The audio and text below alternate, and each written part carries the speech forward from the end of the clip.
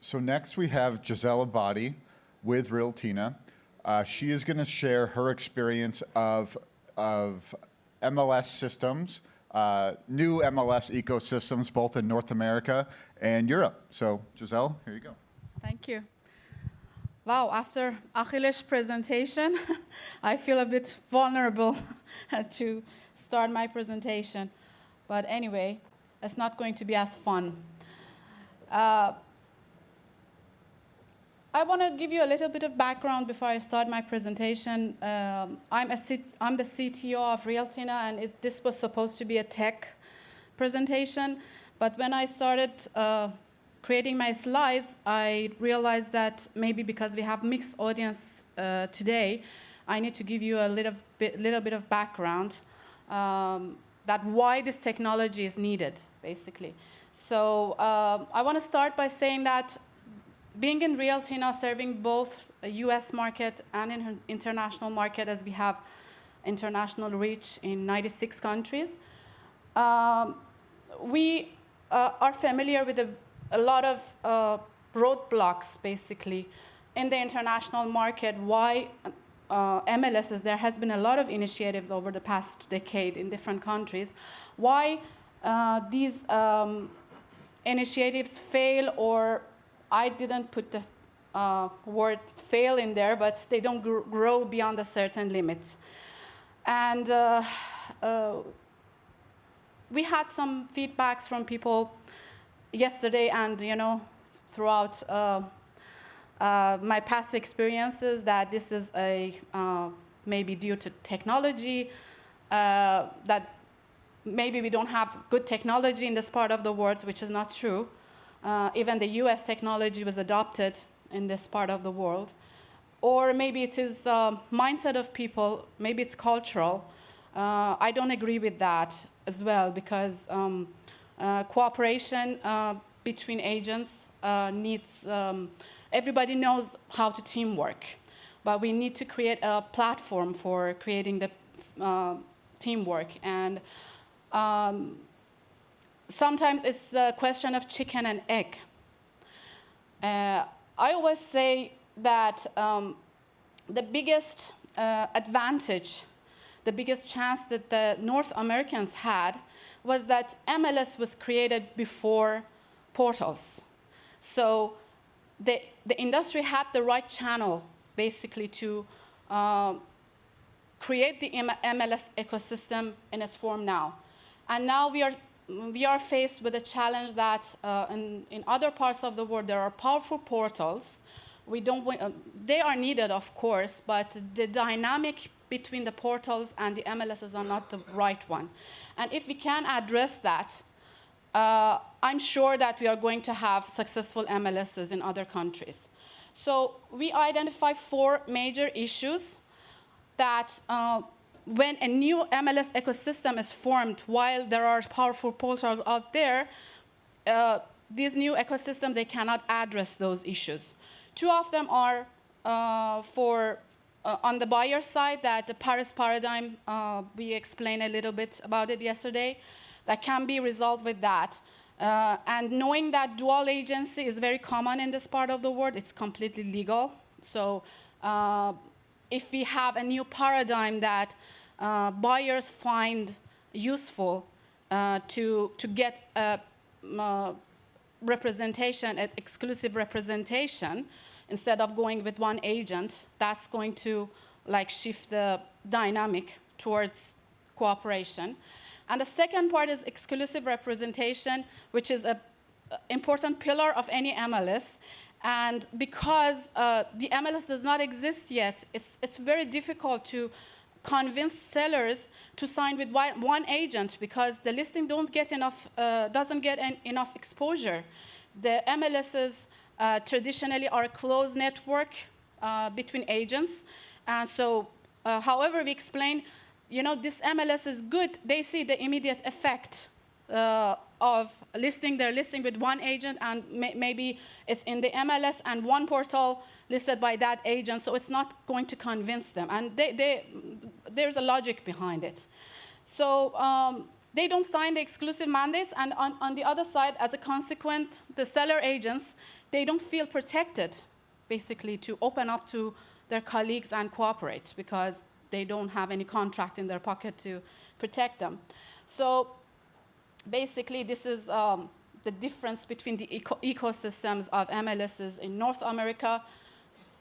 MLS was created before portals. MLS is the source of truth. Portals and MLSs, they cooperate, collaborate, and mass syndication, as Saul was one of the pioneers of mass syndication, is a very important factor in that ecosystem. And as the result of the policies and regulations of MLS, for sure, exclusive mandates and cooperation now has become a culture, widely accepted culture in North America. But in other countries, portals already exist, powerful portals. They already have a network of consumers, agents, and brokers, so they compete with the MLS. And actually, one of the big problems is that these portals, they don't have the jurisdiction to impose exclusive mandates, basically. And so, therefore, they cannot create a healthy dynamic that is needed for creating MLS. So the core of the problem is basically the current dynamics of MLSs disarm MLSs from doing exclusive representation and agent cooperation like attractive. And the solution to this, what we thought of, is that the MLSs must start directly get involved in providing B2C leads to their members, because they need to create portals and Resale Web API on the fly, and other technologies that the agents can use to their benefit to immediately start generating leads, and that paves the way for mass syndication, and later down the road, even they can provide their feed to these portals as well. So how we can tackle this issue is that, we can turn every threat into opportunity. So that the threat here are portals, but we can change them to be our friend. How is that the portals right now, because they cannot impose exclusive mandates, just imagine there is a listing, there is a property is listed by 5 different agents, sometimes with 5 different prices, 5 different addresses, inaccurate data. And if one of these agents manages to close that deal and removes that announce from the portal, what happens to the other 4? They stay there because the other agents, they don't know that this property is gone.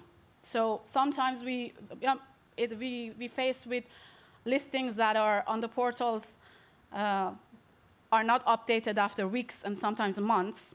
And so this makes the consumers frustrated and confused. And if we can address the problems of consumers, we can solve this puzzle. And that is MLS public portals with reliable data. It will attract consumers' traffic, so agents can get more leads, close more deals, and we will have faster sales cycle.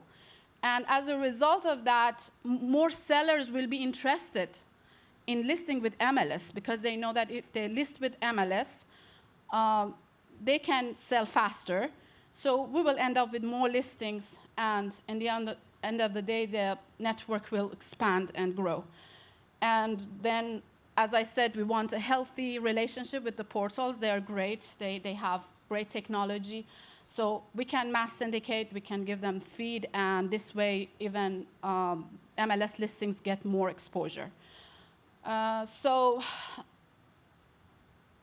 now we go a little bit to the technical parts, that in order to achieve this in the new MLS ecosystems, we really need to build them based on new technology platform that can support such kind of fast turnaround technology. So we are talking about cloud-based systems, which can expand horizontally and vertically. CDN support, we need fast websites. We cannot build slow websites and expect consumers now with those great platforms or portals to go and search properties there. It should be API-based, microservice-based. We need to use AI tools for sure, as how Achilles explained. And we need to have definitely RISO standards. It has been a great help for us in the past 15 years. I'm going to explain later why. There are a lot of tools that RISO provides that ensures the success of any MLS initiative. And for the B2C lead generations, if they are built based on the right technology, of course, reaching to competitive MLS public portals, mobile apps, multi-domain network, which I'm going to touch on just in one slide, and achieving all of this is easy. So, and then we can reach to data syndication and analytics, which are also an important part of any MLS platform. These are actually the data syndication is what's really missing in any new MLSs, and that's why the listings don't get enough exposure, and therefore you cannot convince people to sign exclusive mandates with you. And so a little bit in the evolution of the IDX-based brokerage websites in the US, MLS members are allowed to display MLS listings on their platform based on IDX regulations, basically. So 10 years ago, 15 years ago, it was based on iframe technology, which is very outdated. It doesn't bring any value to the website. And then we had FTP for transporting the data basically from the MLS to the websites, which was,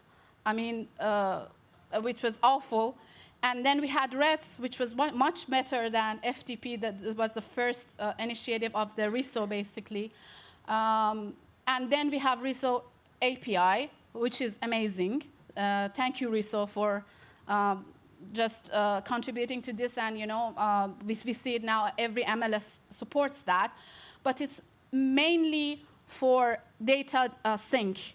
And for data sync, it means that we have to transport the data from the server to the websites. So it needs powerful hosting and a lot of requirements and a lot of maintenance and a lot of cost for brokers' websites to be able to use that data, because it needs to be updated all the time. We cannot have outdated data. So basically, we worked on a concept called RISO Web API on the fly. So you can change that name later, RISO. But it's so fast, basically. I'm going to jump on this. It's so fast that it can compete with largest platforms. I want to just show you how fast this is. I click on this. This is a CRMLS live listing on this RISO Web API on the fly, and you see this listings is coming from our database. It does not reside on this, and this was super fast. And I can show you 1 second. From the SEO and performance perspective, this is the score that Page Speed Insights basically gives to this API, built on AWS platform, on CDN, and we taken into consideration all the requirement for the performance. And the same property on two of the most famous portals. I'm not going to name them, but I can show you live that these are the scores that Google gives to the most important and powerful portals out there on the same listing. So this can democratize the technology because it's low cost, low maintenance, and highly performant for creating any website, portals or brokers, agents' websites. And that, I think, it's an important value proposition for any MLS to provide to their members as a member benefit, so they can start building their branding and generate B2C leads from their own websites as well. Thank you.